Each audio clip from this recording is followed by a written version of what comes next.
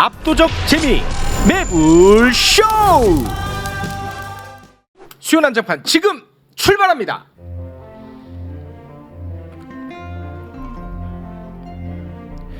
수요 난장판. 네, 오늘은 모두 고초를 겪고 있는 분들과 또 함께 합니다. 먼저 대명사죠. 양두구육 이준석 대표님 어서 오십시오. 왠지 내가 계곡인 것 같아요. 뭐 이런데. 네, 반갑습니다. 자, 그리고 압수수색 당한 현근택 변호사 어서 오시고요. 한참 옛날 얘기에 다 잊어버렸어. 잊어버렸어요. 고맙습니다. 자, 그리고 이분이 지금 한창 진행형입니다. 돈봉투 사건으로 귀국하라고 제가 제일 먼저 소리를 질렀거든요. 송영길 대표님 어서 오십시오. 네, 반갑습니다. 자, 그리고 이준석 대표가 인사하지 않는다고 계속해서 미워하고 있습니다. 최진보 교수님 어서 오십시오. 네. 오늘은 두 분이 악수하면서 인사하던데요? 네. 보기 좋았습니다. 아니 옛날에 이준석 대표가 대표되기 전에 제가 채널A에서 같이 방송했잖아. 우리 최 교수님은 장교 출신이라 가지고 네. 항상 만나뵈면 거수경례를 왜 거수경례 했다는데? 그 채널A 다닐 때는 안 그랬어요. 그때는 안 그랬어요. 그 뒤에 많은 사람이 좋아졌지. 거긴 채널A잖아요. 거기는. 채널A에서는 아는 척하면 안 된대. 안 해요. 최 교수님이 원래 그때 김남국 의원님 같이 항상 네. 약간 샌드백 역할로 나오시잖아요. 진짜 이거는 진짜로? 내가 비하적 의미가 아니라 최 교수님이 꿋꿋하게 그 역할로 하시던 적이 있었어. 한동안. 샌드백 역할. 네, 정편은 항상 네. 그 편파적으로 하잖아요. 방송을. 그리고 패널도 보통 3명 1명 이렇게 앉혀요. 그렇죠. 네, 그러니까 그렇죠. 3명 보수 진보 1명 이렇게 네. 앉혀가지고 왜 그러는 기계적 규정도 없이 없어요 거기는. 그러나 출연료만 준다면 기꺼이 샌드백이 되겠다. 뭔 소리야? 이게 왜 그러냐면 진보 패널을 나가서 세게 얘기하잖아요. 네, 그럼 그러면 잘려요. 교체. 안 불러. 예. 안 불러. 근데 올해 계속 나간다는 건 네. 그런데 사실 출연이 저는 중요한 거지. 이런 말 하면 좀 그렇지만은 거기서 계속 얻어맞는 역할 하시던 분들이 보통 나중에 민주당에서 방통위 상임위원 같은 거 꽂아주거든요. 오, 그거 원하고 있는데. 근데 안 그러니까 되잖아. 송인 대표님 어떻게 된 겁니까 이거? 가장 많이 얻어맞으셨던 최재형 교수님을. 아유, 진짜 해야 되는데. 가장 가려운 것을 긁어주셨습니다. 예. 지죠. 원내대표한테 해야 돼요. 네, 제가 원내대표한테. 한번 예. 추천하겠습니다. 대표님 끝 떨어졌잖아요. 자, 모두가 이렇게 재미있게 오프닝을 했는데 표정이 어두운 한 분이 계시죠. 송영길 대표님 근황 잠깐만 좀 짚고 현안으로 좀 들어가 보겠습니다. 아직도 검찰에 소환되지 않고 있는 상황입니다. 그런데 최근 보도를 보면 이달 중에 소환할 것이다. 이런 보도가 나오던데 이번에 새로운 게 나왔어요. 뇌물수수 혐의가 보태지는 느낌입니다. 네. 입국할 때부터 소환할 거다고 맨날 그랬어요 지금까지. 네, 그동안 6개월이 이제 다 됐습니다. 돈봉투였는데 이제는 또 뇌물이 하나 더 첨가되는 느낌입니다. 그 내용은 아시다시피 6개월 전에 압수수색을 할 때 여수 상공회의소 기업들이 제가 참여하는 평화 먹고 사는 문제 연구소라는 단체에 공식 후원 계좌로 후원금을 냈어요. 네, 근데 그것을 정치자금법 위반으로 지금 피의 사실을 만들었고, 두 번째는 그 공식적 입금된 금액 중에 4천만 원이 소각장 증축 인허가 관련된 네, 로비의 대가로 네, 받은 내가 받은 게 아니니까 네. 제3자 뇌물이다. 그렇습니다. 이렇게 혐의를 썼는데 네. 사실 황당한 일이죠. 황당하다. 황당한 일이고 저는 전혀 모르는 일일 뿐만 아니라 이게 도대체 6개월 동안 뭘 탈탈 털어다 없으니까 이제 마지막 이걸 가지고 5개월 전에 압수한 내용에 다 나와 있는 것들인데 그래서 제가 오늘부터 이제 서울중앙지검 앞에 가서 네. 농성을 시작합니다. 아, 그래요? 다시는 내가 집에 앉아서 압수수색 당하지 않겠다. 내가 직접 또 갈 테니까 빨리 나를 소환하든지 네. 구속을 시키든지 해봐라. 증거가 있으면 괜히 주위 사람들 가지고 이렇게 못 살게 굴지 말아라. 내가 이렇게 따드니까 이제 채널 A나 보수 방송에서 송영길이 다급한 모양이다 이런 표현을 쓰던데 네. 다급한 게 아니라 검찰이 황당한 거 아닙니까 지금까지? 계속 새로운 걸 하나씩 특수부가 송영길이가 지금 돈 4천만 원에 무슨 뇌물을 받을 그런 사람이에요 내가? 가난하잖아요. 제가 지금까지 기부한 액수도 수억이 넘을 뿐만 아니라 네. 제가 돈에 관심이 있었으면 집권당 대표가 돈 4천만 원에 무슨 뇌물을 받겠습니까? 저도 검색해서 깜짝 놀랐는데 꽤 가난하시더라고요 생각보다는. 가난하기보다는 네. 특별하게 재산에 관심이 없이 살아왔고 사실 저에 대한 모욕이라고 생각합니다. 그리고 이게 특수부가 할 일이 아니잖아요. 형사부나 공공수사부가 끝낼 전당대 이 일을 가지고 이렇게 6개월 동안 수사하는 정말 이 무능한 검찰이 어디가 있습니까? 지금 검찰을 향해서 선전포고를 하는 겁니다. 송영길의 선전포고 네. 나왔습니다.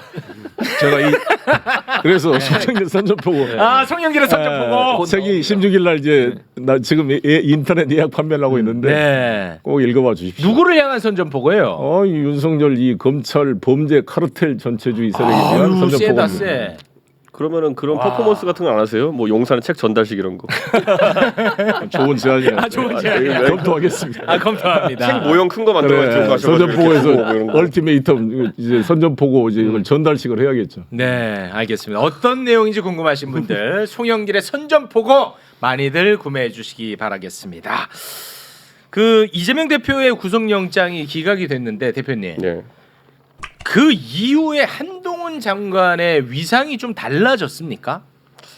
위상이 달라졌다고 하는 거는 맞고요. 네. 그 말은 뭐냐면은 뭔가 백전백승의 그런 어떤 이미지를 가지고 있었다라고 한다면은 지금 이제 정권 들어가지고 몇 연패를 좀 한다라는 이미지가 생겼죠. 네. 근데 그거는 아무래도 원래는 검찰총장이 그런 평가를 받는데 이런 상황이 생기면 그러니까요. 아무래도 한동훈 장관이 국회에서의 그 민주당 의원과의 설전 같은 걸 하면서 여기서 주장인 것처럼 주 장수인 것처럼 돼버려 가지고 한동훈 장관은 점수를 크게 따든지 아니 크게 잃던지였거든요. 네. 지금 크게 따는 건 우선 실패했고 네. 예, 결국 이재명 대표에 대한 기소 우회 재판에 따라 달리겠지만은 총선 전에 시간표가 좀 억울해졌다라는 생각 그런 생각을 합니다. 총선 전 시간표라고 하면 총선에 함께 합니까?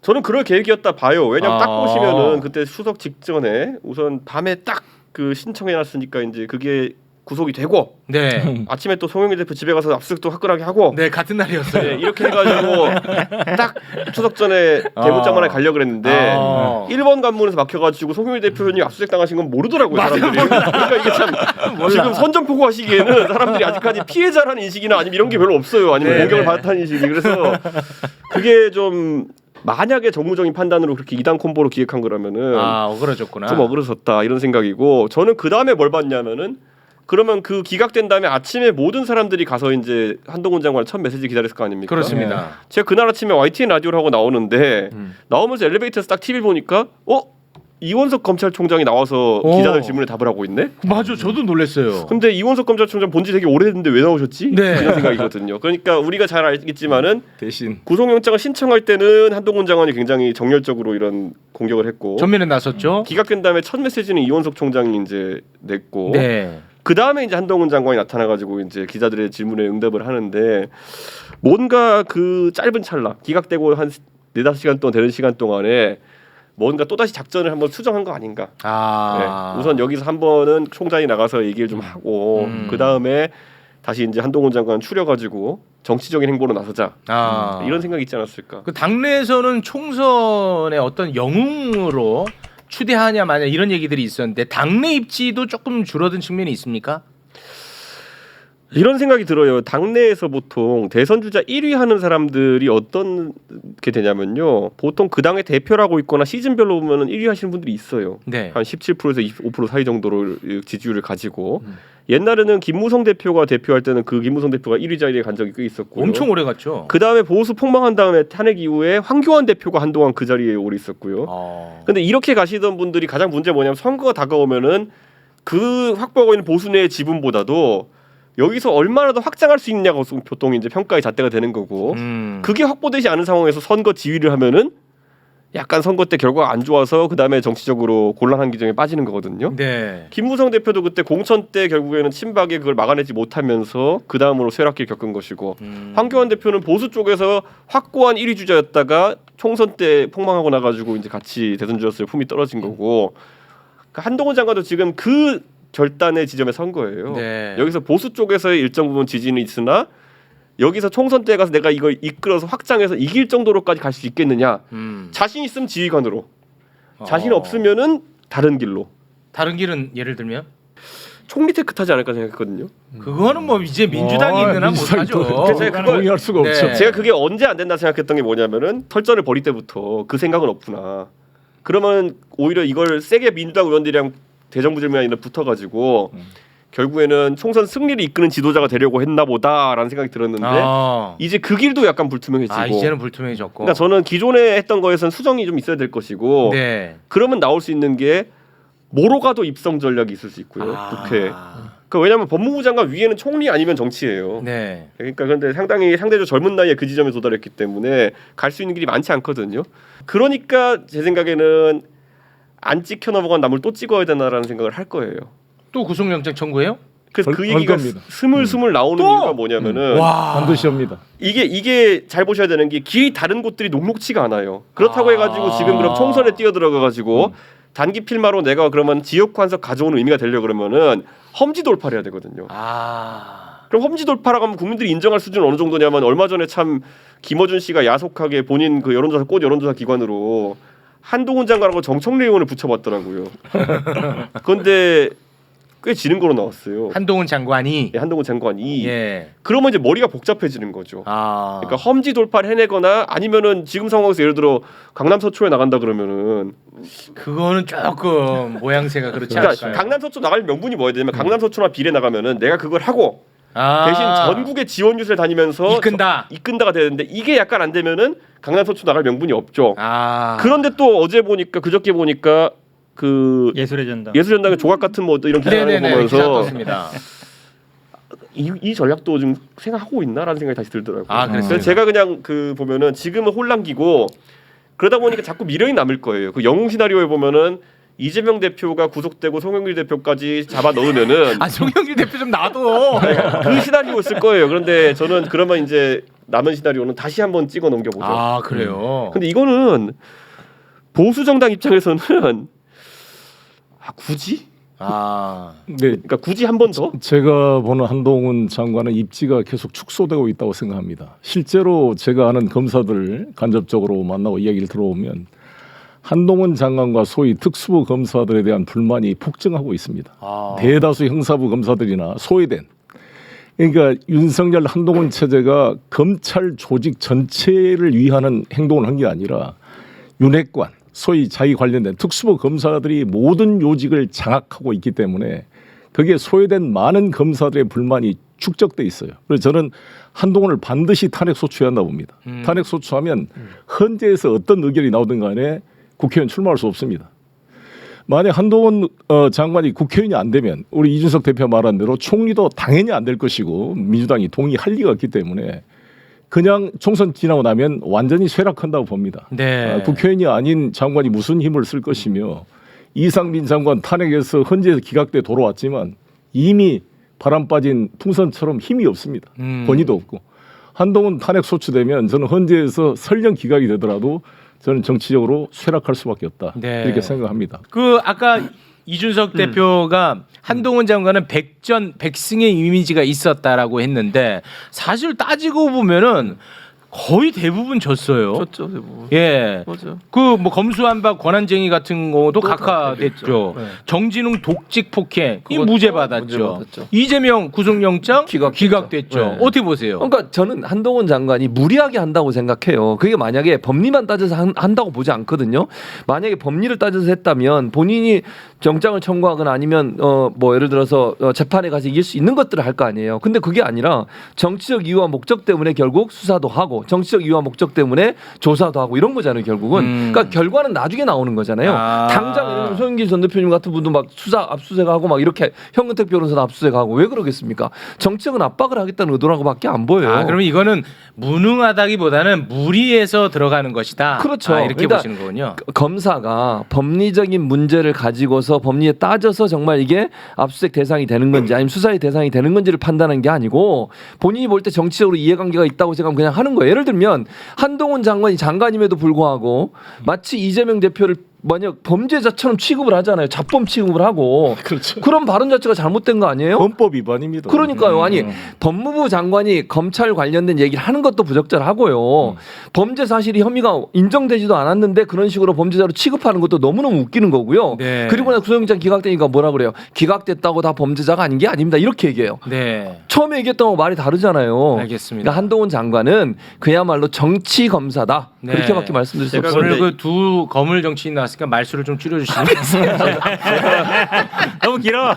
제가 한동훈 장관이 정치적인 행보를 할 때 약간 위험하다 느낀 점이 하나 있었던 건 뭐냐면요. 예전에 한동훈 장관이 지금 이민 정책도 건드리고 이렇게 막 하잖아요. 네 맞습니다. 우리나라에 있는 그 외국인들이 지방선거는 일정한 기준을 맞추면 투표할 수 있거든요. 맞아요. 투표할 그러니까 수 지방선거 투표권을 영주권자나 이런 사람들이 폐지하자는 식의 정책을 얘기한 적이 있었어요. 네.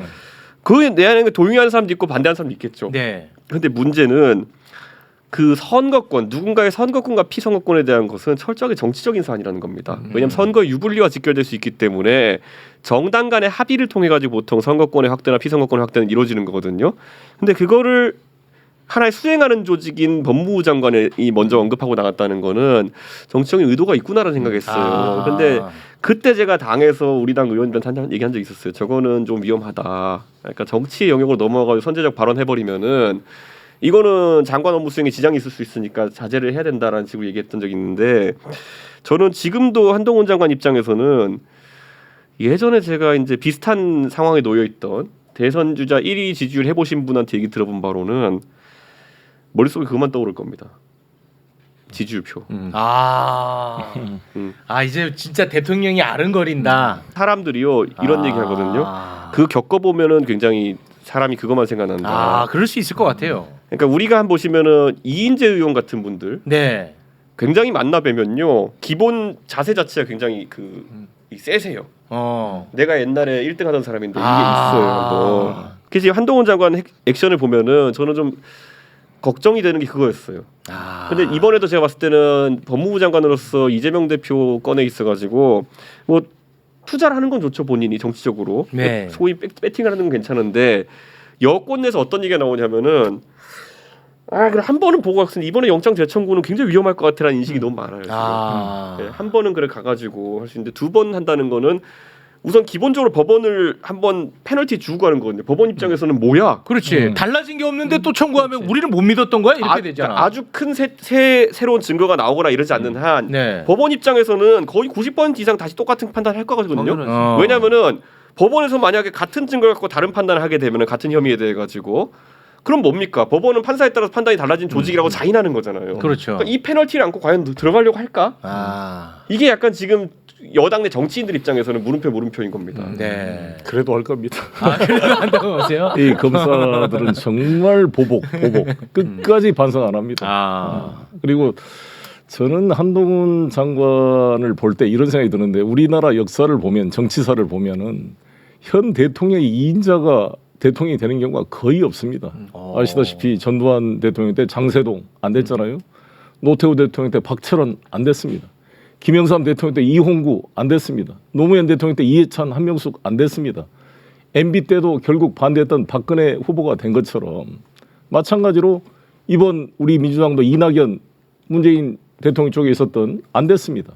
오히려 배척을 했던 이재명 후보가 된 거 아닙니까? 마찬가지로 우리나라 국민들이 현 대통령과 그 대통령의 힘에 호가호연한 사람을 정확히 구분한다고 보거든요. 자, 이 한동훈 장관 이야기가 생각보다 너무 길어져가지고 사실은 오늘은 강서구청장 보궐선거에 대해서 많은 분들이 가장 관심을 많이 갖는 날입니다. 그래서 이 부분에 대한 이야기를 좀 길게 해볼 텐데 먼저 좀 하나 간단한 거 여쭤보겠습니다. 김행 후보자는 지금 보수 쪽에서도 비판의 목소리를 많이 내고 있습니다. 그러면 꼭 이겨야 되는 선거를 앞두고 결국은 이건 악재라는 건데 이거를 왜 결단을 못 내립니까 대통령은? 김행 후보자를 만약에 그만두게 하면은 또 청문해야 될 거 아닙니까? 아니 선거 이겨야 될 거 아니야. 야, 악재잖아 악재. 안 한다고 이길 것 같지 않은 거겠죠. 그런 얘기 좀 하지 마요. 그거는 아니 그러니까 너무 트레이드오프가 큰 게 지금 고르고 골라가지고 어쨌든 법무부의 그 가혹하다는 인사검증을 맞춰가지고 김행장관 후보로 올린 거 아닙니까? 네. 그 농담이죠. 아니 왜 조롱하지 마시고. 아니 되게 선진 기법까지 가져왔다고 하니까. 조롱하지 마시고. 그러니까 네. FBI 선진기법. 그러니까 그래가지고 이제 한 번 더 그걸 해가지고 그럼 지금 최선의 카드로 꺼낸 게 김행장관일 텐데 그보다 못한 카드로 만약에 청문회 한 번 더 해야 된다 그러면 네. 재앙이죠 지금. 이게 복잡하게 얘기할 게 아니라 김건희 라인인데 잘 네. 임명 안 했다가 큰일 나니까 구속은 형이 임명은 됐어요. 해야 되는데 임명은 해야 되는데 눈치 있을 보고 구속은 있는 형이 거지. 됐어요. 그러면 이게 악재인 건 알지만 반드시 임명을 해야 되기 때문에 보궐선거 끝나고 임명할 것이다. 대체로 그렇게 다 보고 있죠 지금. 이때 사실 김기현 대표께서 김행은 안 된다고 이야기해야 돼. 그래야 그나마 존재감이 있고 이번에 강서구 패배하더라도 김기현은 자기 목소리가 있었다라는 최소한의 뭐가 있을 텐데 그것조차 안 하면 김기현은 정말 너무 불쌍하게 아무런 자기 목소리도 못 내고 네. 책임만 뒤집어 쓰고 물러나는 정치적 사망 행위로 가는 거죠. 김기현 대표가 그런 말 할 수 있을까요? 그 보통 그 카드는 한두 번 쓸 수 있거든요. 네. 그러니까 뭔가 이 원기욕을 모은 느낌으로 나중에 크게 한번 쏟아내려면 지금 참고 있는 거 아닐까요? 전혀. 아주 선의로 해석해 주시고 그러니까 이렇게 막 모아가지고 근데 지금 그런 거로 분출하면 나중에 또 내부 총재한 당대표 소리 들으니까 그럴 기회가 없이 잘릴 것 같은데. 모아가지고 도장을 이제 들고 얘기하잖아요. 공천. 저렇게 앞서서 총대 메고 충성하면은 윗사람이 잘 봐줄 것 같지만 나중에 찍히잖아요. 그러면 그냥 폐감으로 그냥 버려요. 일회용으로. 근데 이걸 보셔야 되는 버린다고. 게 지금 많은 사람들이 이야기하는 게 아까 이제 3단 콤보 이제 사실 2단 콤보까지 송영길 대표 그 압수수색까지 2단 콤보였고 네. 많이들 3단 콤보로 예상한 게 뭐냐면 1단 콤보 이재명 구속, 2단 콤보 송영길 압수수색, 그다음에 3단 콤보가 비명계의 골기였어요. 그렇죠. 그러니까 비명계의 골기면 신당 그다음에 창당으로 연결되는. 그렇죠. 4단계가 뭐였냐면 비명계가 골기해 가지고 도저히 뭐 이재명과 못 하겠다 해 가지고 뛰쳐나와 가지고 밖에다 이제 소위 말하는 국민의힘과 보수 빅텐트 치려고 했던 거 아니냐라는 얘기가 나오고 있는 거거든요. 네. 근데 그렇다고 했을 때 그러면 그 아무리 비명계 인사들이라 할지라도 명분이 있어야지 그런 행보에 함께 할 수 있는데 그러려면은 국민의힘을 입당해라 이건 안 되거든요. 네. 그러면은 생각해 보세요. 그럼 어디다 빅텐트를 칠 때 먼저 누가 선제 탈당을 해가지고 칩니다. 그렇죠. 그 다음에 누군가 남아가지고 잔류 국민의힘의 재산과 이걸 다 긁어가지고 가가지고 붙여야 되거든요.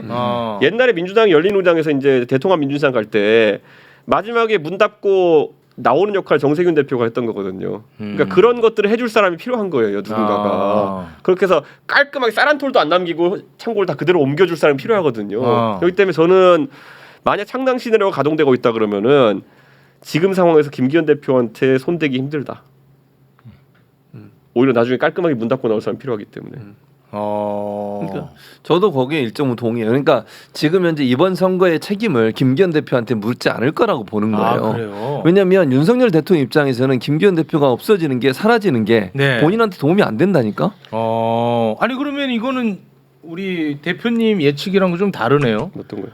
이번에 만약에 국민의힘이 패배하게 되면 비대위 체제로 갈 가능성이 있다고. 그러니까 요즘 들어서 말씀하셨습니까? 평론이 참 그 평행 세계를 같이 다뤄야 되는 게 정상적인 세계에서의 그것과 맞아요. 비정상적인 세계에서 그것을 같이 다뤄야 되는 거예요.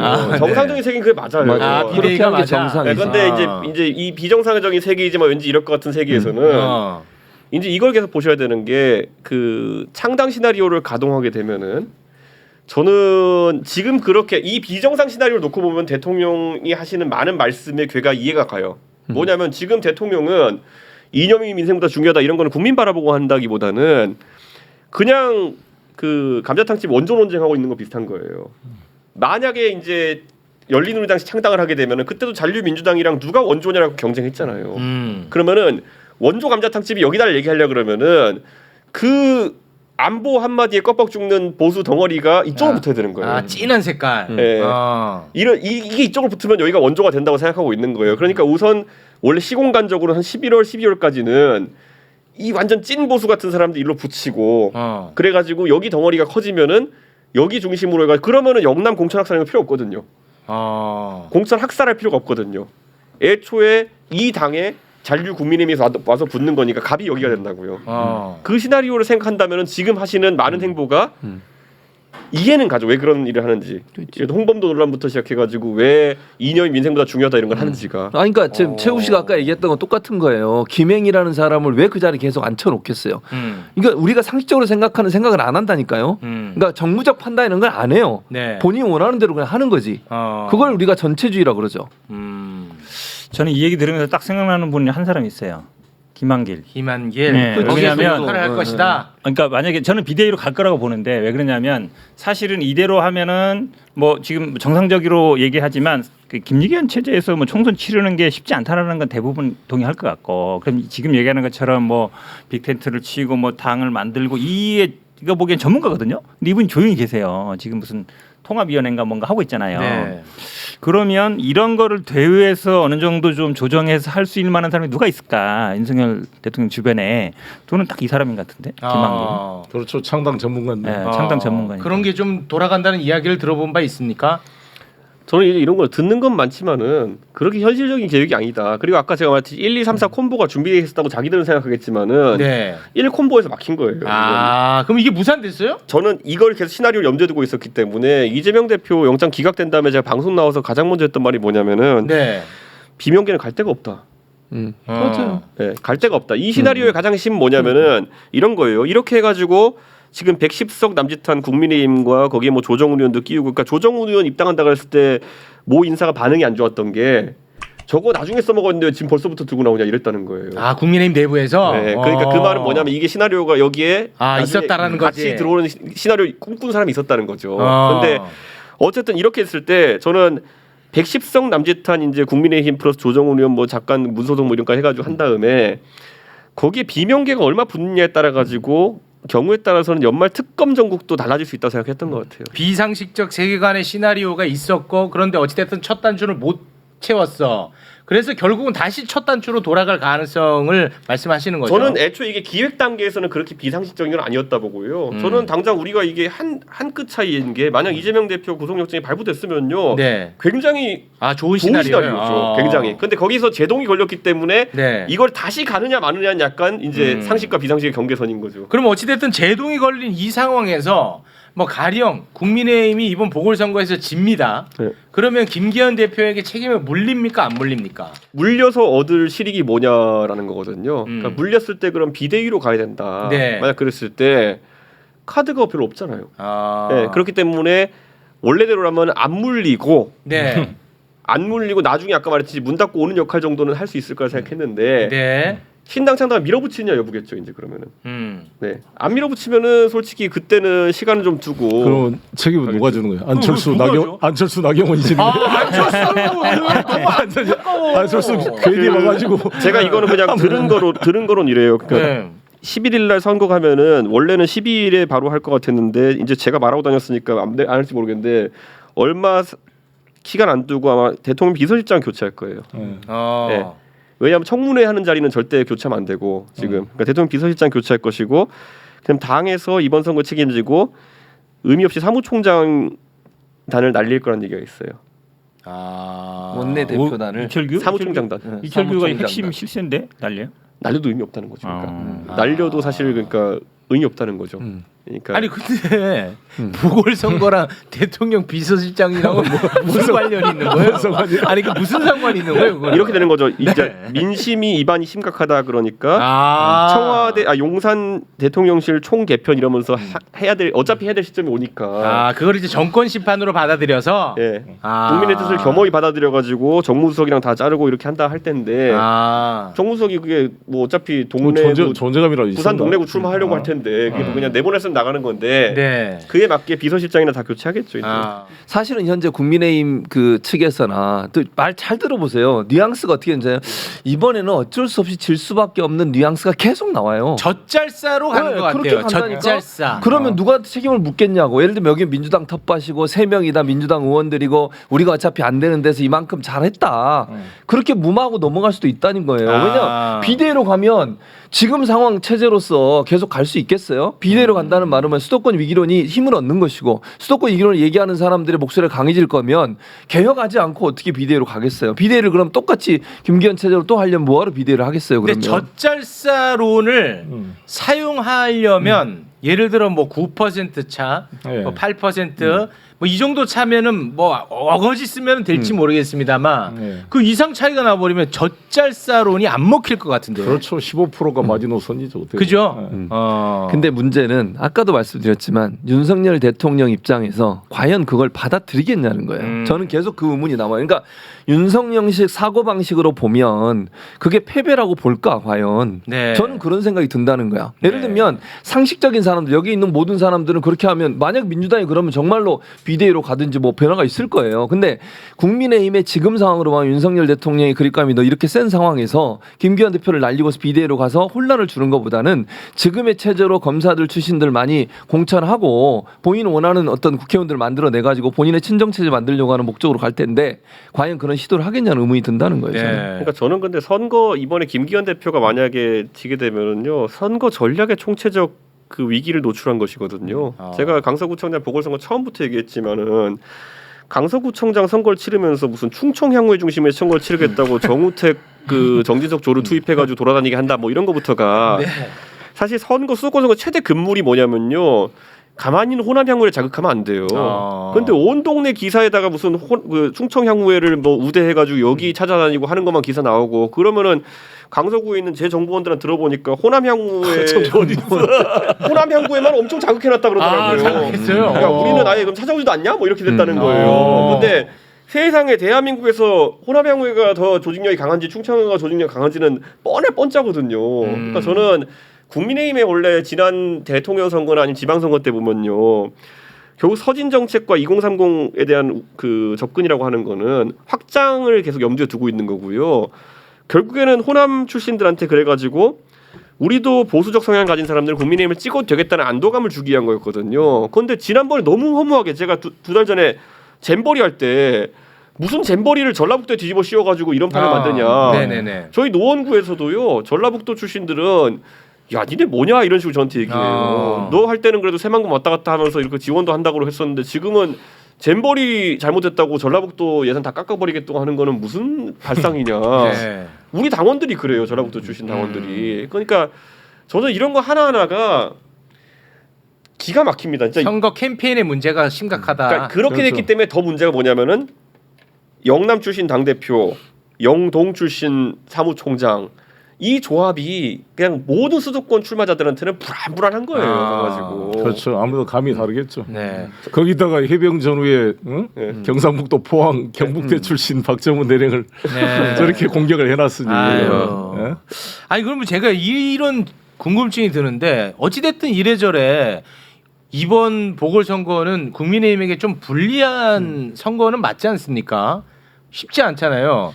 그러면 이게 다시 처음으로 거슬러 올라가서 왜 윤석열 대통령은 사면 복권을 하면서 이번 판을 키웠던 거냐 이런 질문이 당연히 따라붙을 수밖에 없거든요. 오늘 똑같은 말 계속하게 되는데요. 이재명 잡아놓고 송영길 압수수색하고 다 그럼 된다고 생각했다니까요. 그래요? 그거 왜 자꾸 오늘 똑같은 걸 하는 거예요. 제가 완벽한 시나리오였다고. 까먹었어요. 그거를 죄송해요. 자꾸 정치적으로 보면 안 되고 네. 기본적으로 뭐 송 대표님이 이야기했지만 검사들은요 법원 판결을 인정 안 해요. 그래요. 우리랑 인식이 다르다. 우리랑 보는 관점이 다르다라고 생각해요. 그러니까 시각의 차이다. 시각의 차이라고 생각하기 때문에 김태우 대법원 확정 판결 받아도 우리가 보기엔 문제 없어. 법원 판결 뭐가 중요해? 사면하면 되지. 또 나가면 되지. 이렇게 생각해요. 그래서 저는 그래서 오히려 김기현 대표 체제가 무너질 수도 있다고 봐요. 내가 이렇게 해서 결정해서 호불을 냈는데 니들이 왜 이렇게 선거를 잘못했어? 잘 해야지. 한마디로 얘기하면 그 책임을 그러니까 어쨌든 책임이 대통령한테 올 거 아니에요. 사면시켜서 이 사람을 왜 내보냈느냐 이걸로 가야 되는데 네. 그거를 차단하려면 누가 책임을 져야 되거든요. 제일 좋은 사람이 대표예요. 근데 대표에 큰 힘이 없잖아요. 제가 네. 보기에는 비대위로 갈 가능성도 있다. 그러니까 이 모든 걸 덮으려면 어떻게 가야 되냐면요. 아까 말했던 것처럼 시나리오 1로 복귀해가지고 다시 나무를 찍어야 되는 거예요. 그러니까 이게 제가 이게 보시면 되게 이상한 구속영장 청구. 그러니까 이상한 얘기인데 은근히 그래서 당에서 보면 지금 지도부 인사 중에서 보면은 다른 당의 다른 구성원들은 야 그거 꼭 한 번 더 찍어 먹어봐야 되냐 이런 얘기를 하는데 이 사람들은 다시 도끼 들고 가서 찍어야 된다는 입장이에요. 왜냐하면은 지도부도 자기들이 물러나지 않고 한동훈 장관도 다시 기가 살고 그다음에 윤석열 대통령도 봐라 내가 맞았지 이렇게 할 수 있는 거는 맞는 키네. 다시 도끼 들고 가는 수밖에 없어요. 왜냐하면 맞는 키. 진짜 총선 앞두고 1년 2년 가까이 이 시나리오 1, 2, 3, 4만 도상훈련에서 한 거예요 머릿속에서. 네. 근데 1이 무너지니까 지금 완전히 당황한 거예요 지금. 알겠습니다. 그리고 제가 또 궁금한 거 하나. 특수관계인이니까 네. 안철수 의원은 왜 이렇게 열심히 하는 거예요? 이 누가 봐도 이거 쉽지 않은데 괜히 어설프게 들어갔다가 내가 다 덤석이 쓸 수도 있는데 네. 심지어 막 거친 욕설까지 장착해 가가지고 어울리지도 않게 지랄하고 자빠졌네. 이거 어울리지도 않는 거. 이거 왜 이렇게 열심히 하는 거예요? 말을 똑바로 지랄하고 자빠져라고 했어요. 가서 못했군요. 아다라고 어다른데 되게 억울해서 이런 것 때문에. 죄송합니다. 이런 것 때문에 안철수 대표가 이런 것 때문에 되게 억울하시기 때문에. 조롱 잘해. 아니. 정말 얄밉게. 근데 대표. 진짜 지금 이제 수도권 선거나 이런 거 있어가지고 다 튀어나오는 겁니다 이제. 그러니까 안철수 대표가 진보의 안철수로 노원병 선거 치른 다음에 그 다음에 이제 국회의원 도전에서 이제 치른 선거 뭐냐면은 보수의 안철수로 분당 선거거든요. 네. 그러니까 이게 험지 선거가 다 아니에요. 진보의 그렇죠. 안철수에게 노원 선거라는 따뜻한 곳이고요. 그다음에 보수의 안철수에게 분당이라는 곳은 따뜻한 곳이에요. 그럼 이런 데서 선거 치르던 것과 이제 약간 험지 같은 데 가면 느낌이 다르거든요. 그러니까 이런 거예요. 그 만약에 영남 이런 데 가면요. 지금도 만약 내일 선거라고 하면 마이크 잡고요. 이재명 구속 얘기해요. 근데 지금은 수도권은 그런 판이 아니거든요. 네. 근데 그 뉘앙스 차이가 안 되니까 거기서 지금 보면 진교훈이라는 분이 어떤 분인지 전 잘 모르지만은 네. 경찰청 차장 했다고 하니까 뭔가 뒤져가지고 보좌관 시켜 찾았겠죠. 그랬더니만은 뭐 2021년 1분기에 비해서 2022년 2분기 1분기가 1년 사이에 범죄가 강력 범죄 70% 증가했다. 네네. 그러니까 무능한 경찰이다 이런 거 하려는 거 아니에요. 이거 웃지 마요. 진짜 이거 안철수 의원 발언이에요. 근데 기본적으로 이건 뭐냐면요. 검찰청 차장이 책임질 문제예요. 이건 기본적으로 말했는데 코로나라서 안 돌아다니니까 범죄가 적죠. 그렇죠. 그러니까 이거는 모든 통계에서 지금 다 그렇게 드러나는 거거든요. 옛날에 경찰이 비슷한 걸로 약간 웃음을 산 게 있었는데 뭐냐면은 그 2019년에서 2020년 그 스쿨존 30 도입 속도 30 도입한 다음에 네. 민식이법 도입 이후에 교통사고가 줄어들었다. 스쿨존에서 학교를 안 가니까 그렇죠. 그 코로나 때문에 그러니까 약간 그런 거 비슷한 거예요. 네. 근데 이걸 들고 나와서 상대당 후보를 저격하면서 굉장히 이제 해보려고 하다 보니까 반응이 이상하잖아요. 그러니까 말이 세지는 거죠. 예. 그러니까 왜 열심히 아니 하냐고. 이준석 대표는 말을 너무 길게 하게 하는데 분당 갑 공천이 지금 쉽지 않단 말이에요. 분당 갑. 왜냐면 여기 지금 지역구 뭐 김은혜 수석이 전 지역이죠. 박민식 장관이 또 거기 살아요. 갑 지역에. 뭐 그런 얘기 다 나오긴 그러니까 하더라고요. 어쨌든 두 사람한테 밀릴 것 같단 말이에요. 아니 그러면 이거 열심히 행사도 되게 열심히 다니고. 이거 열심히 하면 줘요? 안 주지. 아니 그 어쨌든 기대하는 거죠. 아니, 그 내가 열심히 말이에요? 하면은 그래도 가보니 좀 내가 봐도 이쁘게 그건 보지 어려운데. 않을까. 그게 그게 보는 거지. 제가 이렇게 열심히 하고 있다. 그렇게 그러니까. 다음에 내가 분당갑을 주면 내가 이렇게 수도권 선거 다른데 힘든데 막 돌아다니면 선거운동 하겠다라는 거를 미리 이제 예행 연습으로 보여주는 거예요. 제가 웃긴 거 하나 얘기드리면요. 이 옛날에 박근혜 정부실에 들었던 거 대통령실에 이제 있는 정무수석실이나 홍보수석실에서 이제 대통령 보고를 올릴 거 아닙니까? 형 하루에 한 몇 가지 올려요? 제가 이렇게 물어본 적 있어요. 정무수석실 행정관한테. 글쎄 많으면 한 5가지 6가지 이 정도 보고서 올려 이렇게 얘기하는 정무 쪽에서는. 그러면 그 안에 보통 어느 정도 레벨의 얘기가 들어가? 그럼 뭐 당대표 얘기랑 몇 가지 들어가고 나머지는 쓰지도 않아 이렇게 얘기해요. 그러니까 안철수 후보가 어제 그 말을 세게 해서 문제가 되지 않았다면은 윤석열 대통령 안철수 대표가 뭐 했는지도 보고도 못 받았을 거예요. 보고도 보통 그런 거예요. 그러니까 지역구에서 열심히 한다 이런 거 보고도 못 받아요. 보통. 네, 그런 거거든요. 그러니까 그러지 마. 그래서 아마 좀 그런 게 안철수에 대한 살아보려고. 너무 짠하잖아요, 답변이. 살아보려고. 아니 무슨 뭐 압수수색 당해야 짠한 게 아니라 짠하잖아요. 그러니까 제가 계속 안철수 대표님한테 호소하잖아요. 손가락 안 잘라도 좋으니까 네. 지금이라도 회개하고 돌아설 기회가 몇 번 있거든요. 아직까지. 그래요. 안철수를 지금 있게 만들었던 새정치 기준으로 보면 지금 말도 안 되는 일이 벌어지고 있잖아요. 네. 김행 장관도 마찬가지. 이럴 때 자기 목소리를 한번 내야 정치적으로 그나마 뭐가 생길 텐데 네. 근데 시간은 지나고 있습니다. 이 정치하면 아주 총명했던 분들도 그렇지 않게 되는 일이 좀 있나요? 그렇죠. 다 더듬이가 없어지고 그렇습니까?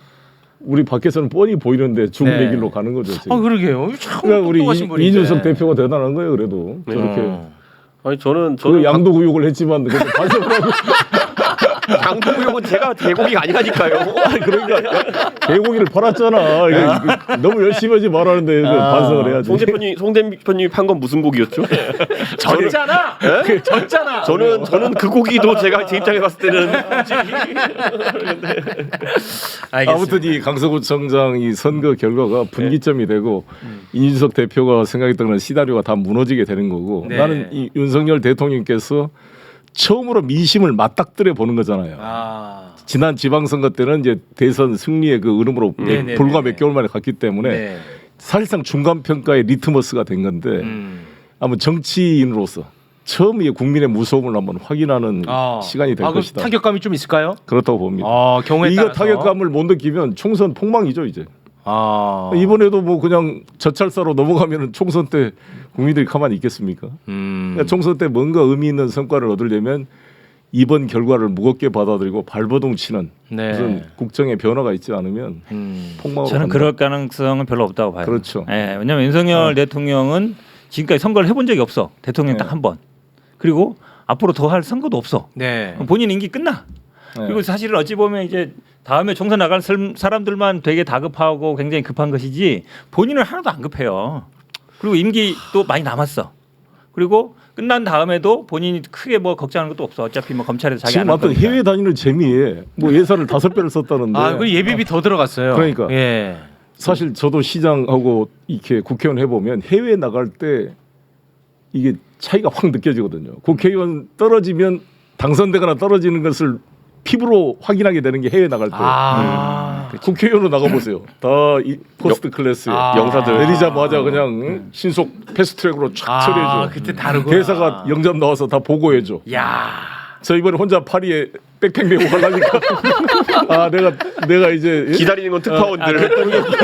실감이 나더라고. 실감이. 기다릴 때도 귀빈실에서 딱 기다리다 가잖아요. 그렇죠. 네. 일반 근데 트랙으로 지금 김건희 여사 데리고 막 비행기 타고 하니까 너무나 즐겁잖아요. 쇼핑도 하고 대접해주고 막 자기 돈도 안 쓰고 막 해외를 돌아다니니까 너무 즐거워요. 그러니까 국내는 관심도 뭐 없어. 기내에서 또 기자들하고 술 한잔 먹으면 그 맛이 또 끝내주잖아요. 저는 거기에 대통령 취해 있는 것 같아요. 지금. 대통령 너무 안타까운 게 예전에 아까 경호실 얘기를 하셨는데 네. 대표님께서 제가 박근혜 대통령은 대구 출신인데 불구하고 박근혜 대통령 말기 때까지 서문시장 가는 일정을 안 잡으려고 끝까지 노력했었어요.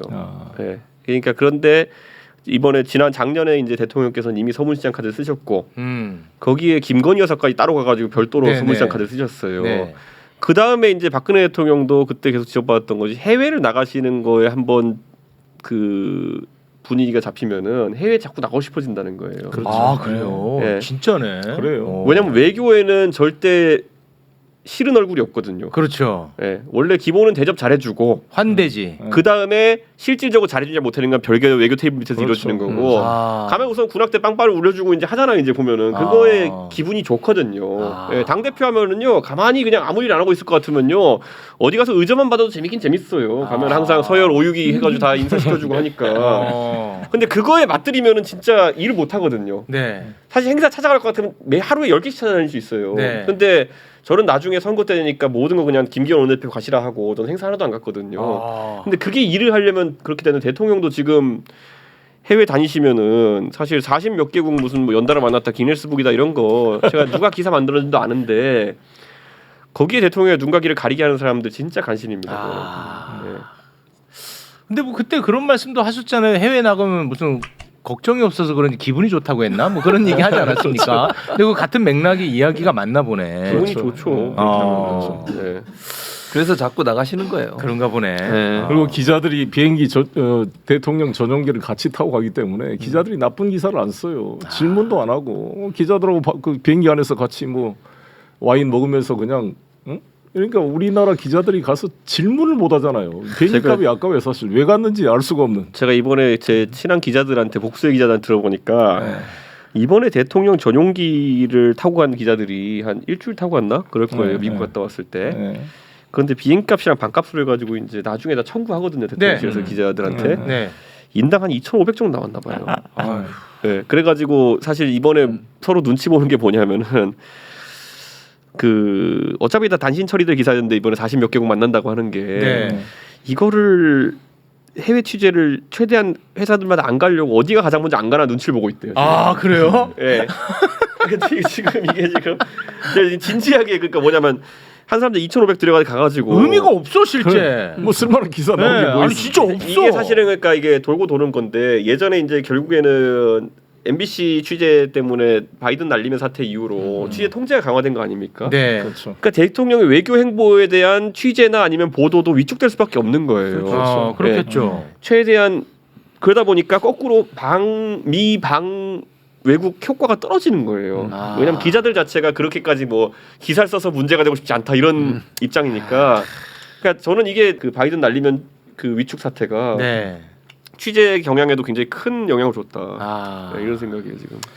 총선 얘기 짧게 좀 해보겠습니다. 그 하태경 의원의 결단에 대해서 좀 여쭤보고 싶은데 하태경 의원이 3선을 한 자신의 지역구 기득권을 내려놓고 서울 험지로 나가겠다고 이제 선언을 했는데 이를 두고 홍준표 시장이 선당 후사라기보단 자기 살 길 찾아가는 것이다라고 격하시켰습니다.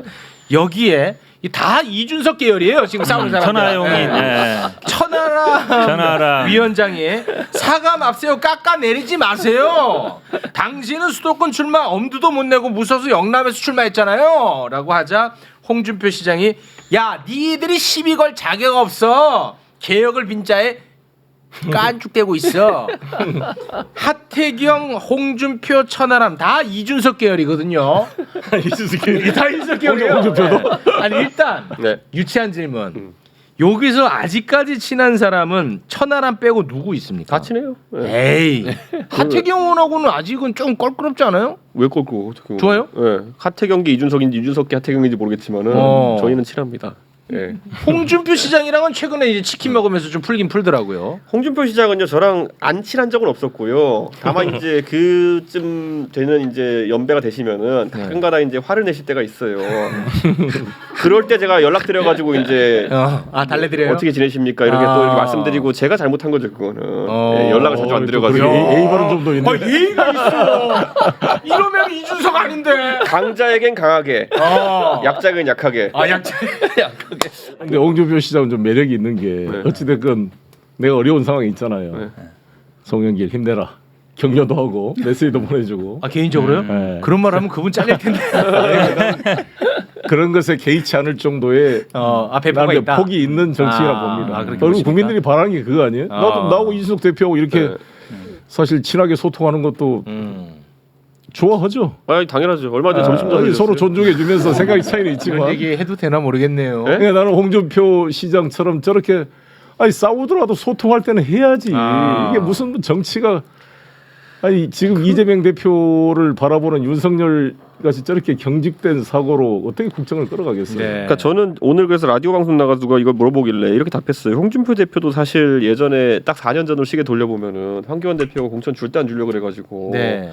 이제 그 양산 출마하시려다가 무슨 뭐 창녕 출마하시려다가 그냥 대구 무소속 출마하셨거든요 막판에. 네. 그러니까 홍준표 대표도 그렇게 자체적인 판단으로 여기저기 왔다 갔다 하신 적이 있는데 그래서 저는 이렇게 했어요. 저는 그때도 그렇고 지금도 기준은 일관돼요. 사람이 살기 위해서 하는 행동은 모두 다 무죄다. 네. 아니 그러면은 다시 좀 질문 드릴게요. 네. 하태경 의원의 결단. 네. 이거는 본인 살기 위해서 간 거는 맞다고 전제하시는 거네요. 저는 뭐 그런 것도 있다 보고요. 그러면 네. 이게 지금 이제 시중에 돌아다니는 그 윤석열 대통령의 친구 석동현 네. 그 사무처장인가요? 네. 예, 민주평통. 이분이 치고 들어오기 때문에 거기서 살 수 없기 때문에 살기 위해 나온 거예요?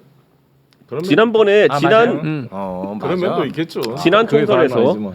지난 총선에서 하태경 의원이 석동현 전 검사장을 이겼어요 경선에서. 그러니까 하태경 의원 말대로 지는 게 두렵다기보다는 경선도 안 시켜줄까가 두렵다는 거니까. 그렇죠. 경선 이긴 적이 있기 때문에. 그리고 하태경 의원은 부산에서 최고 득표를 했어요. 그러니까 왜냐하면 젊은 사람들 표가 붙었기 때문이거든요.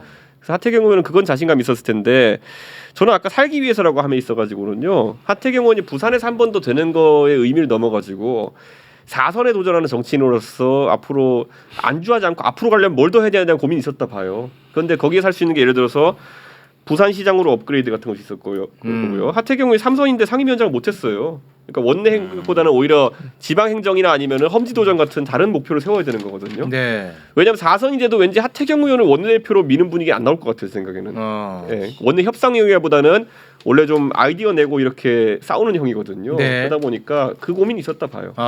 뭘 더 해야 될까? 그러면 이분이 이제 여기 나옴으로 인해서 다른 분들도 좀 부담을 느끼지 않겠습니까? 예를 들어서 대표님의 철천지 원수 장제훈 의원 같은 경우는 어떻게 되는 겁니까? 제가 오늘 그것도 라디오에서 얘기했는데 우리 당 의원들은 지금까지 제가 통계를 찾아보니까 역사적으로 한 3명 정도 빼놓고는 공천 앞두고 북쪽으로 지역구로 옮긴 사람이 없습니다. 그러니까 뭐냐면 진짜 지리적으로 북쪽으로 올라간 사람이 없는 게 강남에서 강북 간 사람도 없고요. 예, 영남에서 수도권 간 사람도 없어요. 예, 그렇기 때문에 하태경 의원이 거의 한 4-5번째쯤 될 겁니다. 아 그래요. 예, 그러니까 웬만하면 안 올라올 거다. 대표님께 매우 불편한 질문 하겠습니다. 답 안 하셔도 괜찮습니다. 네. 너무 불편할 것 같아서. 뭐요? 대표님이 지금 보궐선거 나홀로 유세하고 계시지 않습니까? 네. 아니 이제 유세 끝났습니다. 네, 그러니까 아무튼 열심히 하셨잖아요. 네.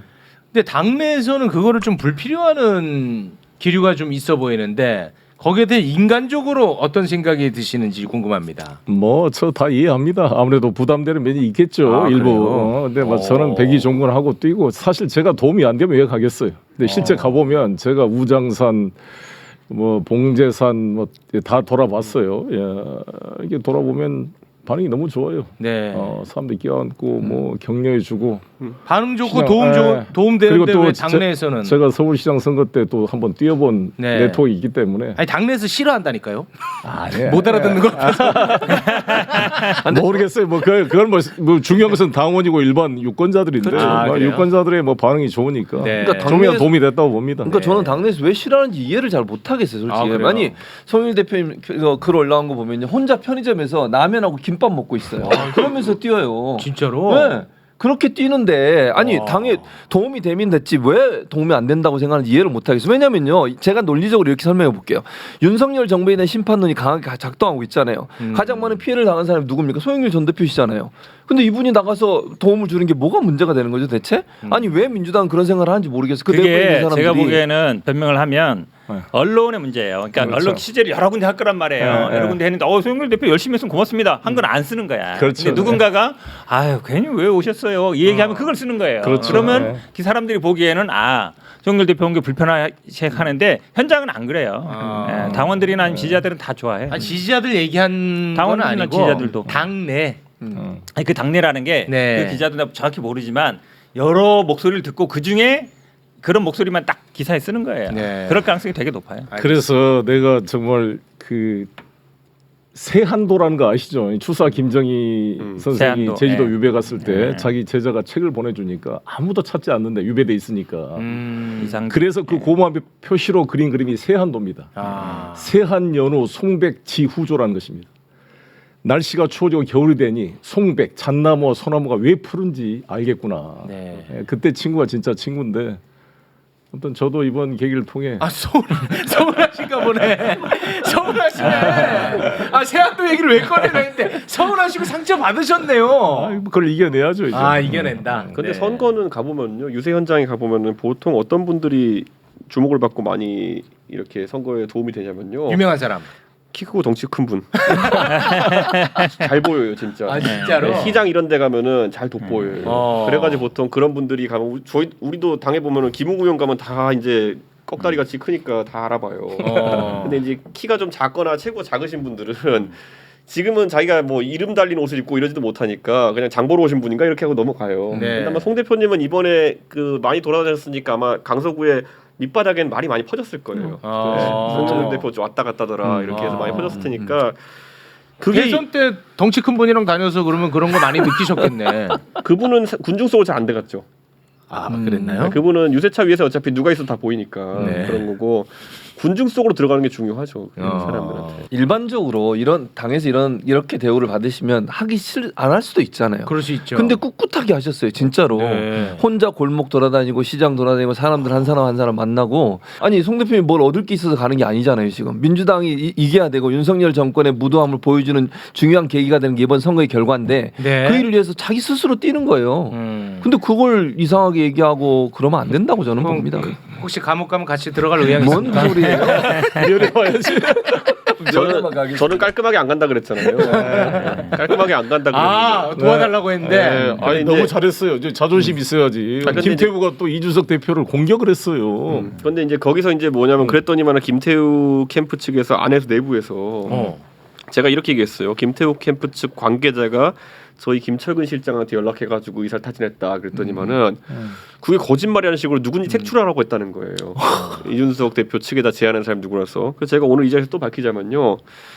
당신들 캠프에서 그거 부인하려고 하겠지만은 당신네 당 지도부에서도 연락 왔다. 그러니까 그거는 예의상 말 안 하고 있었는데 그걸 색출한다고 하고 있는 거로 봐가지고는 제정신을 못 차렸구나. 그러니까 마곡지구에 그 LG 사이언스 쭉 젊은 화이트 카드들이 많아요. 그렇죠. 그 이준석 대표 와서 돌면 크게 도움이 되죠. 도움이 되죠. 근데 그래가지고- 이 바보들이 완전히 지도부에서 연락이 왔어요? 그러니까요. 제가 무슨 뭐 하고 싶어서 안 달라는 것도 아니고 그걸 갖고 사기를 치겠습니까? 근데 사기 쳤다는 식으로 잡으려고 한다 그래서 제가 정확히 밝히는데 그저께 지도부의 모인사가 지도부의 모인사의 의중을 전달하는 여자가 왔습니다. 와. 네. 야 진짜 좀 급하긴 급했나 보네요. 아니 그러니까 그런 거 갖고 지금 와가지고도 자기 좀 도와주지 그랬어. 아니 선거 캠프면은 제 생각에 저도 선거를 몇 번 치러봤죠. 선거 캠프면은 표 하나 얼마나 더 얻을 거에 대해 가지고 정신 차리고 네. 달려들어야 되는데 네. 지금 와가지고 이준석이 잡겠다고 또 이준석이한테 연락한 사람 누구냐 잡고 있다는 걸 보면서 이것들은 전쟁 났는데 뒤에서 쥐를 잡고 있나 뭐 이런 느낌이에요. 약간 아니 보면은. 알았는데 도와주지 그랬어요. 자 대선 때 도와줬더니 뭐라 그랬어요. 이준석 양도구 때문에 도움 못하겠다. 아니 크게 이길 거 작게 이겼다 이랬잖아요. 그러니까 제정신이 아니에요. 그거는. 그러니까 제가 사회과학을 공부한 사람이면요. 이 시점에서는 변수를 고립시켜야 된다. 이준석 없는 클린 선거를 해봐라. 이준석 오염물이 묻지 않은 클린 선거 해가지고 얼마나 득표를 잘하는지 보자. 그래야 나중에 되는 거지. 애매하게 어물쩡하게 지금 보면은 보세요. 안철수 껴가지고 오염됐잖아요. 지금 그러니까 변수가 통제가 안 되잖아요. 그러니까 지금 오늘 당장 안철수 대표 그 막말 때문에 또 표 까먹었다 주장할 거예요. 내일 되면 또. 그래요? 네, 그러니까 변수가 오염되면 안 된다. 이번 선거는 윤석열 대통령을 위한 그런 선거가 돼야 된다. 아니 근데 지금 변수가 하나 등장한 게 네. 국정원에서 네. 선거 투표 해킹 가능성을 또 문제 제기했습니다. 거기에 대해서 선관위는 화들짝 놀라면서 그거는 불가능하다, 있을 수 없는 일이다라고 이야기를 하고 있는데 이거 어떻게 보세요? 선거 부정에 대해서는 정말 알레르기가 있는 분 아닙니까? 의미가 없는 게 선거 참관을 한 번이나 해보면요. 내일도 나올 텐데 체육관에서 양측 참관인이 숫자 센 다음에 마이크 잡고 불러요. 네. 화공일동 투표소 1720표 진교훈 뭐 1800 몇 표 누구 이렇게 불러요. 그렇기 때문에 3단 4단 검증이 되는 거예요. 그게 선관위 입장이더라고요. 전산 네. 오류가 있다 한들 아니면 누가 한다 한들 잠시 표출되는 숫자 바꾸는 정도지 표 자체를 바꾸진 못해요. 그러니까 의미가 없는 것이고 제가 이렇게 말씀드릴게요. 그러니까 국정원은 지금 시나리오를 얘기한 거예요. 이거는 뭐 이렇게 해서 USB로 외부 통신 장비를 꽂아가지고 했더니 할 수 있다 이런 거잖아요. 이건 뭐랑 똑같은 거냐면요. 그러면 갑자기 테러 부대가 개표소에 진입할 수 있어. 이것도 가능성이에요. 진짜. 가능성으로 보자면 가능성은 이거 아이고. 갑자기 테러 부대 북한에서 공작원을 내려보내가지고 아니면 그들이 주로 하는 중국에서 공작원을 보내가지고 개표하고는 체육관을 습격해가지고 표를 바꿔치기 할 수 있다. 그럼 이걸 막기 위해서 어떻게 해야 되느냐? 4중 5중 경계를 해야 된다. 뭐 이런 거잖아요. 네. 그러니까 이런 식으로 하면 끝이 없어요. 그러니까 이 얘기 왜 나오냐고. 내일 투표가 많이 가시라는 거죠. 부정선거 그 그렇죠. 좋아하시는 분들이. 그렇죠. 투표소 아니 많이 근데 가시라는 지금 거지. 선관위 사무총장이 김용빈 윤석열 대통령 지금 대학 친구라는 거 아니에요? 판사 출신에 뭐 자기들이 임명했잖아요. 근데 야당도 아닌데 이런 주장을 한다는 게 참 이해할 네. 수가 없고 지난번에 황교안하고 민 누구였죠? 그때 부정선 민경국. 민경우 그 두 분 수준으로 국정원이 그냥 그러니까 다운된 것 같아요. 예를 들어 이런 것도 있어요. 부정선거 하시는 분은 제가 가가지고 그럼 부정선거 누가 했습니까? 무조건 문재인이래요. 그럼 문재인이 어떻게 했습니까? 그러면은 투표하면 바꿔치기 했대요. 오케이 알겠습니다. 어떻게 했는지 오케이 인정하겠습니다. 그러면은 이제 어떻게 됩니까? 그럼 뭐라고 하는지 아세요? 재검표해야 된다는 거예요. 그럼 제가 어르신한테 가가지고 어르신 근데 문재인이 투표하면 바꿔치겠으면 재검표도 똑같이 나오는 거 아닌가요? 그러면은 그때 바로 뭐라 하냐면 야 이 문재인 첩자 새끼야 이렇게 나와요. 그러니까 이게 논리 구조예요 지금. 그러니까 이거를 또 하겠다만 해도 상관없는데 보니까 진짜 있긴 한데 저는 그 논리 구조가 궁금했던 건 아니고 네. 이런 얘기가 왜 이 시점에 나오는지 저는 이제 그게 궁금해서 여쭤봤던 거예요. 내일 이거 좋아하시는 분들 투표하러 많이 가시라는 거예요. 그렇죠. 왜? 예? 이거 좋아하면 왜 투표를 해? 질 것 같으니까 그러겠지. 아니 이게 아니라 그냥 부정선거 하시는 분들은 지금 이런 거예요. 사실 지난 총선 이후에 한 2년 가까이 이렇게 싸울 땐 재밌었어요. 막 투쟁하고 그런데 이준석이 대표되고 이러면서 완전 음론자 취급당했거든요. 그다음에 최근 마지막에 몇 달 전에 민경욱 의원까지도 소송에서 지고 이래가 끝났어요. 그 요즘 이제 동네에서 할 말도 없고 이런데 또 이제 불타오르게 된 거예요. 봤지? 내가 한 말 틀린 거 아니야. 아 부정선거가. 이 비스무리한 걸 던져주는 거예요. 아 그러면 투표장으로 나간다는. 왜냐하면 우리 동네도 그런 분들 많은데 진짜 보수를 사랑하시는 분들 중에서 이거에 경도돼가지고 동네에서 약간 이상한 사람 취급당하시는 분들이 있어요. 아니 그게 아니라 이 말이 이상한 게. 야 내 말이 맞지까지는 알겠어. 그럼 내가 나가서 투표하면 이거 투표가 조작될 텐데 어떻게 나가냐고. 그건 다른 거야. 그거는 그러니까 봐봐 내가 맞지 이러면서 지금 단톡방에서 갑자기 또 불 붙기 시작했어. 거기까지는 알겠다고. 흥나라고 이분들 흥나라고. 근데 내가 투표장으로 나가 이거 조작될 텐데. 어차피 문재인이 했다는 것부터가 틀렸어. 그러니까 너무 그러니까 이 논리적으로 이게 말이 되나? 아 근데 지금 문재인이 없잖아. 윤석열 대통령이잖아. 그럼 또 문재인 문재인 대통령 안 했어요. 제가 봤을 때는 그때 안 했어요. 근데 야, 이게 제가 보기에는 논리적으로 처음이 어렵다. 아니잖아요. 올해 5월 달에도 이 얘기가 있었거든요. 어려워. 국정원이 자기들이 보안 점검을 하려는데 선관위에서 거부한다. 북한에서 해킹 시도하는데 우리가 방어해 줄 텐데 왜 거부하느냐 얘기를 해서 네. 저는 사실 이거를 왜 국정원이 할까? 어. 선관위가 우리 자체적으로 해서 예를 들어서 국내 국정원 또 어차피 민간이라든지 이런 기업들이 도움을 받을 거 아닙니까? 보안에 자기들이 직접 하지는 않을 거 아니에요. 네. 그럼 왜 국정원이 나서느냐? 저는 거기가 중요하다고 봐요. 근데 이번에도 또 나온 똑같은 메시지거든요. 네. 우리가 보안 점검 해줄게. 네가 점검 좀 받아봐. 이 얘기잖아요. 이렇게 보니까 이게 북한의 해킹도 가능성하고 이게 침투 가능성하다. 네. 이 국정원이 왜 이런 걸 한 적이 없잖아요. 국정원 선거를. 해킹 가능성이 훨씬 높겠다. 제가 오히려 우리 쪽에서 국정원 해킹에서 이거에 또 있잖아요. 이거의 합리적인 그 괴를 시나리오 1, 2, 3, 4를 보자면요. 보수가 구조적으로 사전 투표에서 표가 안 나오는 게 사전 투표를 시행한 지 10년 동안에 나온 거예요. 그러니까 뭐냐면 사전 투표를 해보니까 무조건 이건 보수한테 마이너스다예요. 왜냐 거주지와 투표지가 불일치하는 표는 대부분이 집을 소유하지 않은 사람들이고 그러면은 보수의 표가 작게 나온다는 게 그냥 인과관계처럼 된 거예요. 그러다 보니까 사전 투표는 무조건 지는 게 반복되고 있어요. 음론도 있지만은. 네. 그러다 보니까 여기 사전 투표 제도를 공격할 거예요. 이제 그 사전 투표의 통합 명부제라는 거는 중앙 서버가 있기 때문에 공격이 가능해요. 그러니까 이걸 흔들어 가지고 사전 투표가 불안하다라는 걸 만들려고 하는 거예요. 그래 왜냐면 본 투표는 종이로 인쇄해 가지고 가면 아저씨들이 이렇게 하면서 그 사인하세요 하잖아요. 네. 그러니까 그건 안 되는데 통합 명부제는 그 실시간성. 동시에 현근택의 신분증을 2개 들고 가가지고 한 사람은 계양구에서 한 사람은 성남시에서 동시에 했을 때 걸리지 않기 위해서 하나의 통합 서버를 두고 있어요. 그것 때문에 그걸 공격하기 위해 가지고 이렇게 하는 거고 네. 구조적으로 그래서 내년 총선 때까지 사전 투표를 공격할 가능성이 높아요. 아 그거는 뭐 말이 되네. 그거를 목적으로 하고 그거 잡고 이제 법 개정하자 그러고 이러면서 하고 민주당은 안 하려고 할 테니까 표 유불리가 있으니까 네. 그러면 이제 또 이제 논리를 씌우겠죠. 민주당이 선거 조작을 하기 때문에 이거 아니 그건 우리 반대하는 야당일 때나 통한 우리 자기들이 야당일 때 통한 이야기지 지금 선관위를 다 장악하고 있는데 아니니까 그러니까 그거 이게 참- 대표님 간과하시면 안 돼. 문재인은 뭐든 할 수 있습니다. 그 사람들 사고로 그 문재인은 뭐든 할 수 있습니다. 그게 아니 금괴 이런 거는 웃음소리고요. 그냥 웃음거고 문재인은 뭐든 할 수 있습니다. 아이고 우리 대한민국 국정원이 그런 수준에 놀아나면 좀 참 슬프네요. 슬프죠. 네. 참 대한민국 갑자기 후진국이 돼버렸어. 네, 슬픕니다. 우리 저 대표님 제가 그 민원 하나만 넣고 네. 오늘 마무리 짓겠습니다. 네. 여당 대표까지 하셨던 분이니까 국회의원들 얼마나 많이 알겠습니까? 네, 지금 네. 국정감사 시작했는데 네. 거기 서울 양평강 고속도로라든지 네. 아니면 박대령 건이라든지 네. 그리고 언론 장악과 네. 관련된 시도라든지 이런 부분에 대해서 좀 강력하게 제가 좀 민원을 좀 넣고자 합니다.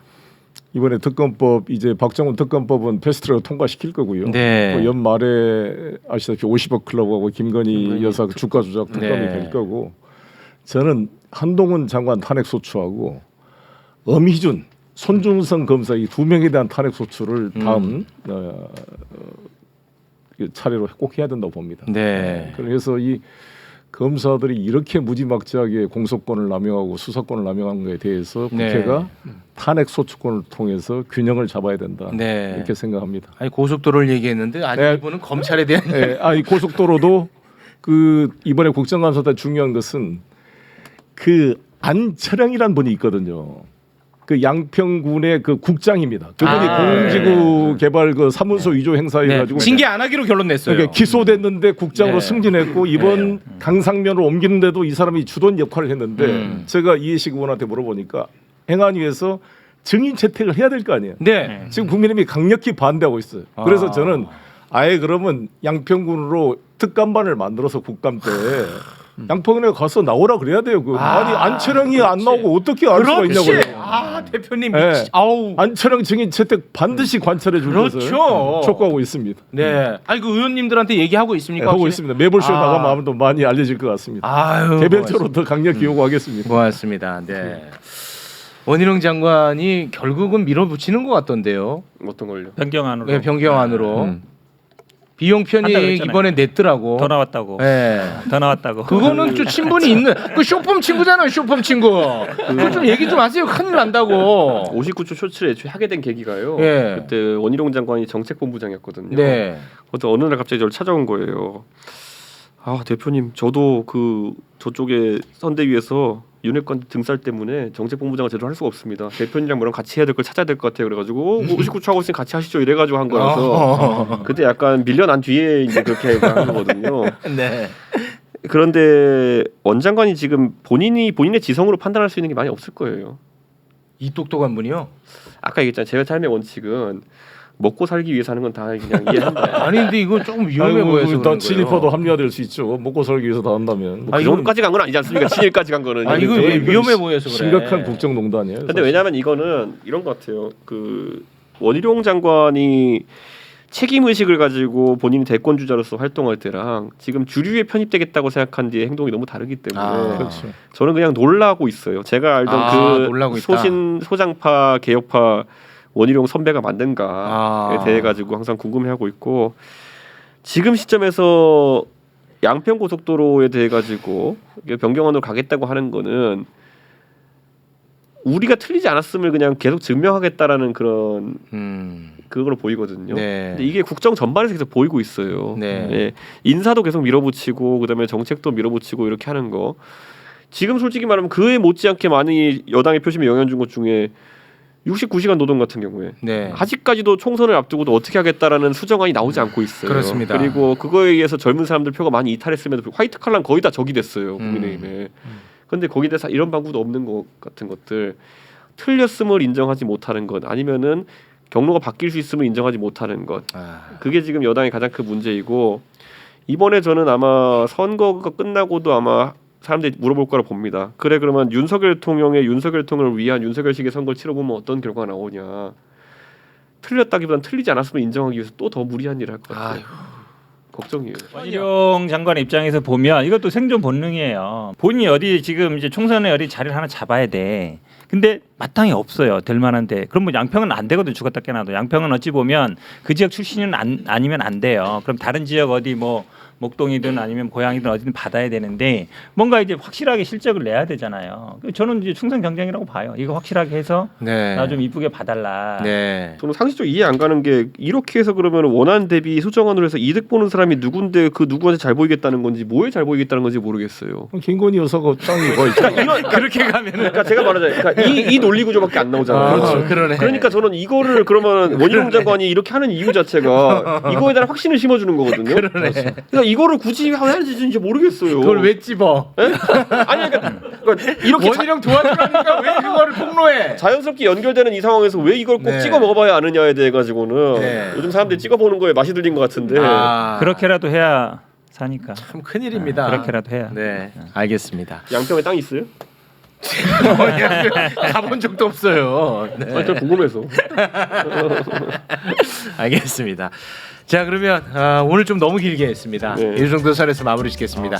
오늘 네 분 덕분에 아주 많은 궁금증이 해소가 됐습니다. 진심으로 고맙고요. 송영길 대표님 잘 헤쳐나가시기 바랍니다. 제가 농성할 때 우리 한 번씩 경험하면 오세요. 네, 가겠습니다. 이 대표 오기가 쉽지 않겠지만 제가 이 대표 저희 유튜브 채널 여의도 재건축조합에서 생중계 드릴까요? 송영길 농성 현장. 괜찮다. 나중에 이준석 나도 해줄 테니까. 품맛이 럽시다. 함께해 주신 네 분 대단히 고맙습니다. 네, 감사합니다. 고맙습니다.